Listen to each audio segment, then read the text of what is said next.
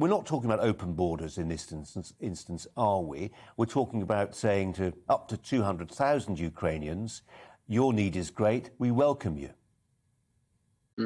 Yeah, no, I think with the Ukraine situation, it's exceptional circumstances. This is one where even people, I think, who are to some degree sceptical about a lot of asylum claims in other scenarios would be actually in favour of with regards to the Ukrainians. A lot of people have sort of unfairly suggested that that's because they are European or they are more similar to us than, for example, the Middle Eastern ones.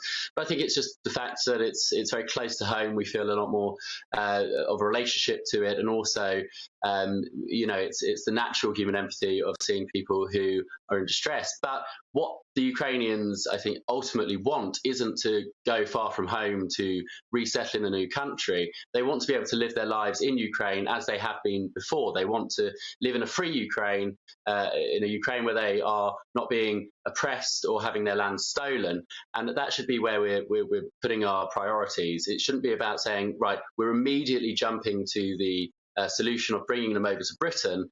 First, we should be looking at how we can ensure that they can remain in Ukraine free in the way that they have done for their entire lives beforehand.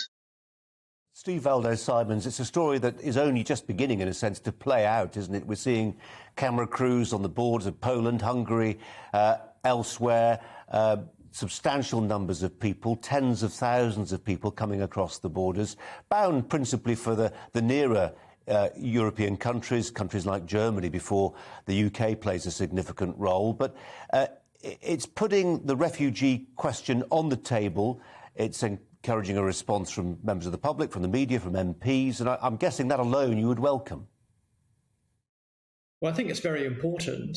It does highlight, as you say, that countries on the borders of crisis and conflict do end up carrying a much greater responsibility than do countries like ours. Often, it has to be said, more wealthy and stable countries further away. That is as true of Ukraine as it's been of Afghanistan, Syria, Sudan, or anywhere else that you could point to.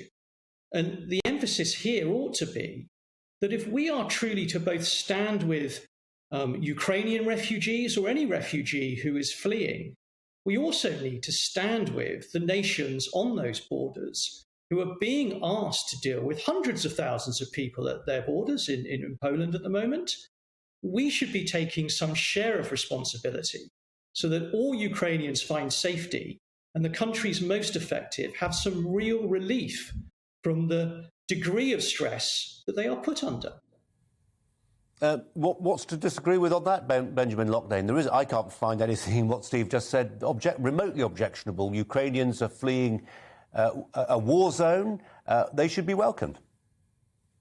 No, I don't think it's objectionable at all. I think it's very well intentioned and completely compassionate and logical, and the fair thing that most people would feel. What I'm worried about is what message we send to Putin if we jump immediately to saying that we are going to extract people. Are we conceding the war before it's even fought? Are we giving Putin the victory from the off, saying he's definitely going to take that territory and we're going to need to take in hundreds of thousands of refugees as a result? I think the message it sends is one of concession. I mean, it's been advanced privately, hasn't it, as a view, this, Steve Valdez-Simons, that you are playing to the Putin playbook by not encouraging refugees to come to safe havens, but by making it even possible. I just think that's a really bizarre position to take. This is not about extracting people. This is about people who are fleeing across borders because of bombs and missiles that are falling on them and that they are afraid of. And that is always the case with refugees. A refugee is only a person who has already fled. The convention is there for people who have had to flee their country and need safety. And the whole international basis for this is that rather than the countries immediately at borders having to take all responsibility, the international community is there sharing responsibility and playing its part. And we should be doing that too. Let's just move this on a little bit. Steve Valdez-Simons, I mean, for some people, I say some people, not everybody, but for some people, this is an unambiguous refugee crisis. People are fleeing events that they've seen unfold before them in real time. I heard a BBC correspondent a week ago talking about what happened in 2015. I was one of the reporters sent to cover it at the time, and how it prompted 1 million Syrians to flee, predominantly to Germany. Now, that's just factually incorrect.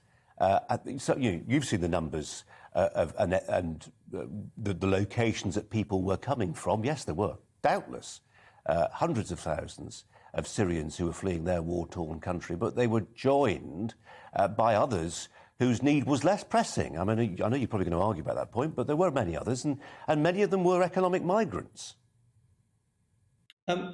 Let's be clear, I will argue that with you. Firstly, at the time that you mentioned, the vast majority of people on the particular journeys you refer to, I was there in Hungary, actually, watching the people and being there, Yep. doling out food with volunteers on the ground, and I was very happy to do that.